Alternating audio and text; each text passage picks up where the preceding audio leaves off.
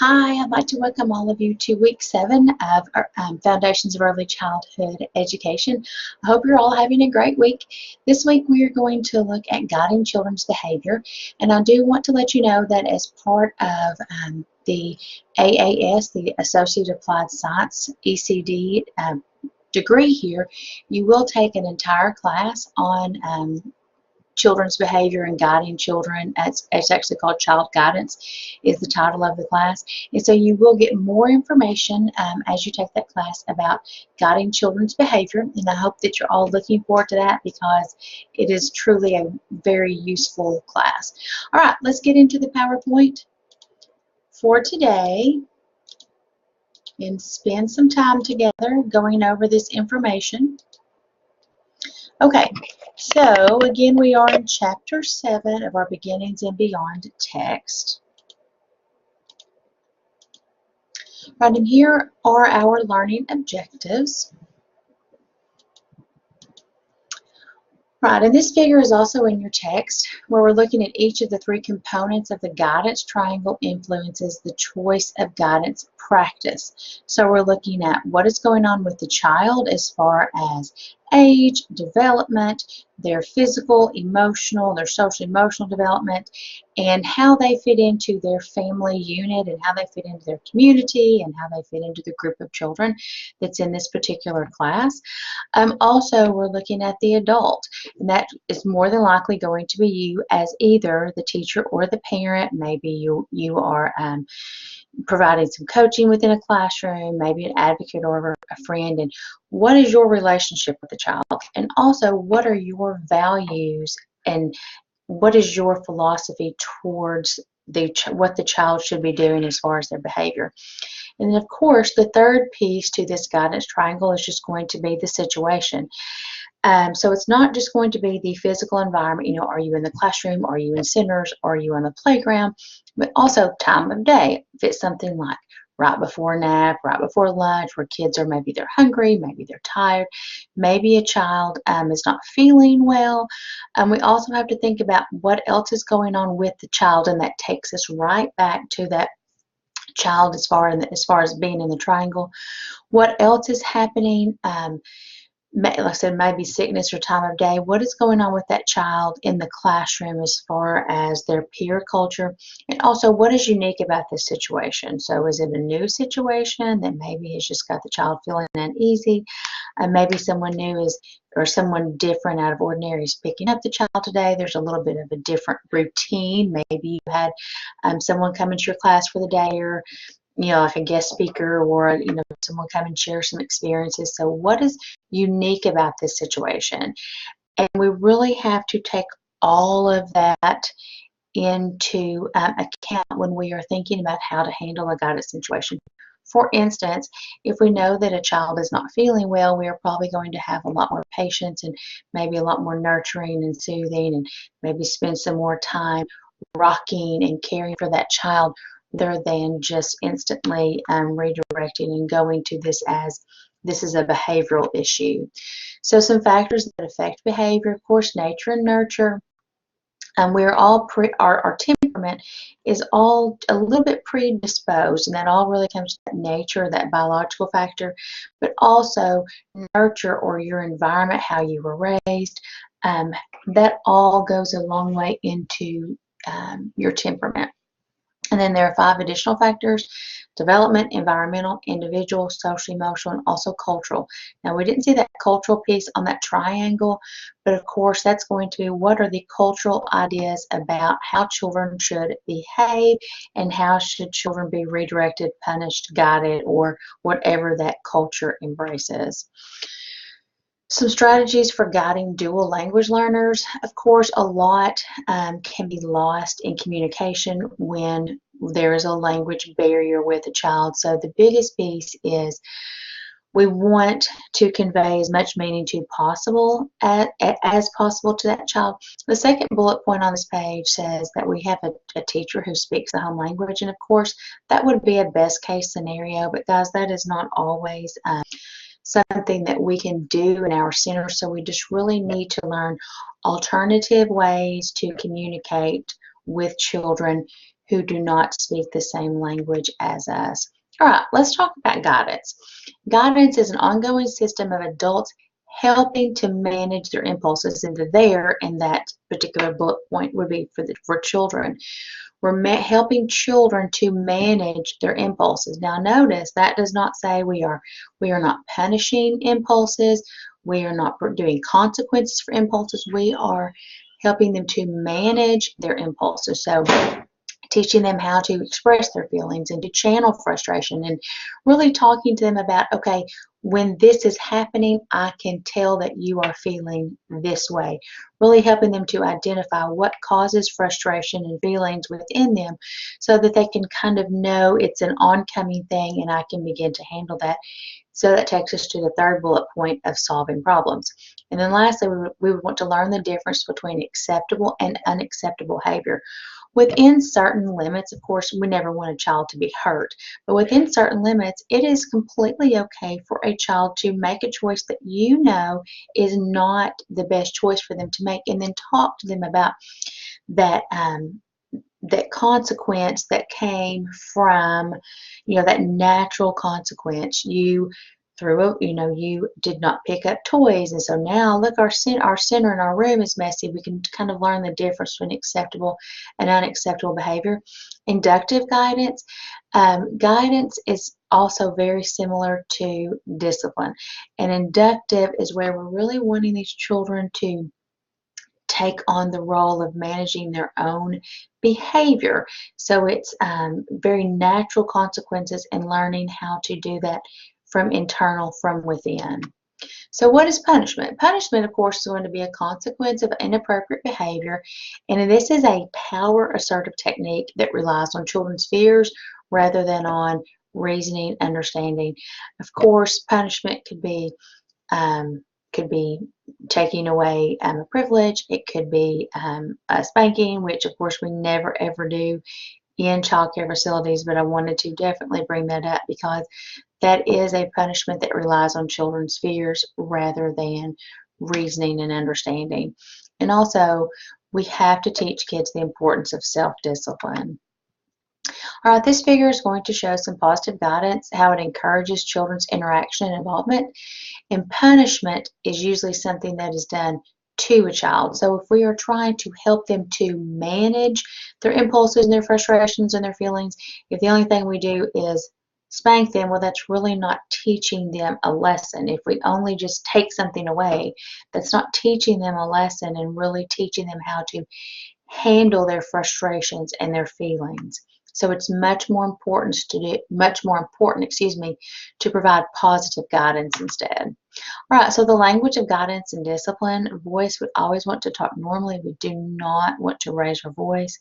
That goes back to that idea of invoking fear in a child rather than teaching them the desirable behavior. Words, fewer words the better, because we kind of get tired of listening to things that we probably don't really want to hear. We want to be very concise on what we say to children and then leave it and go along. Body language, we need to be very aware of our body height and position. It can be very foreboding when you're, obviously much taller than these young children and you're standing over them and you're talking down to them. It's very important to squat down, get on eye level with the child, and talk to them. That way you are not literally and metaphorically talking down to them.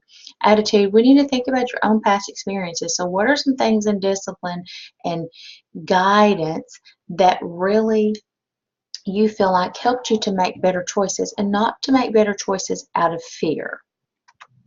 So promoting a caring classroom community, we really want to know what is appropriate for this child and for the age of the group that I have. Now, just because it's okay, it's appropriate for that age group does not mean that it's appropriate for each child, but it's a very important place to start.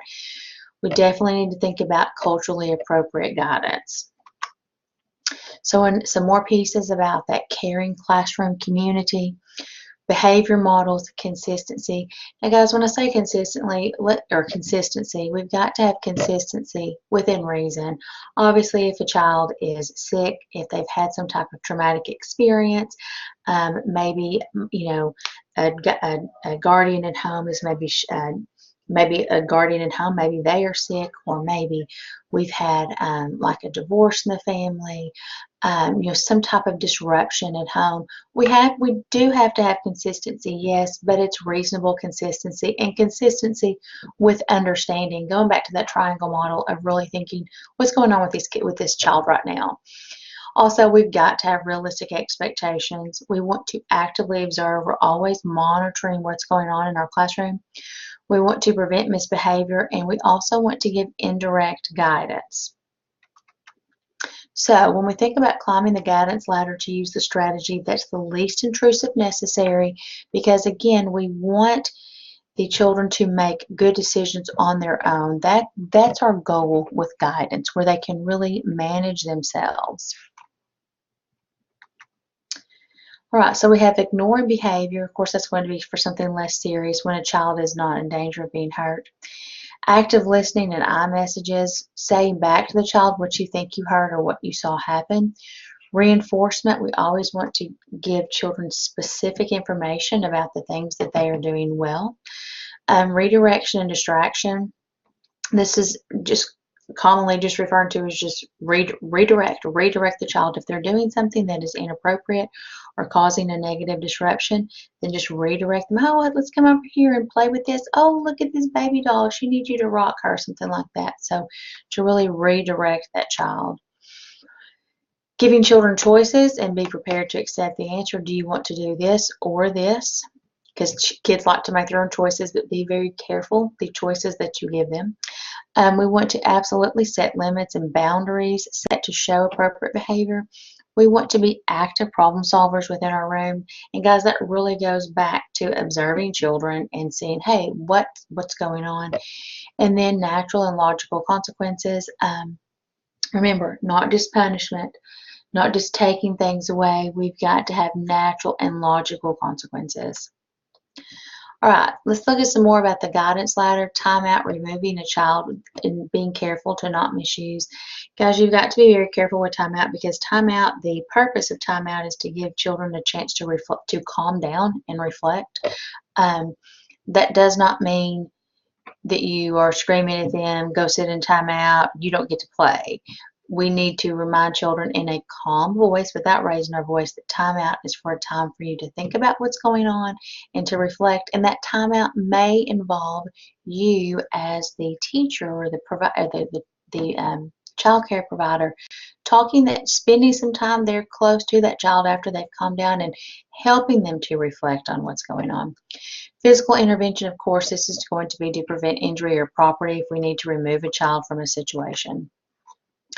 All right, behavior that is challenging, we want to see and hear the uniqueness in each child, and we need to always remember that social and emotional development is oftentimes much more difficult to see, gauge, rate than like physical development, but it's something that we definitely need to be observing.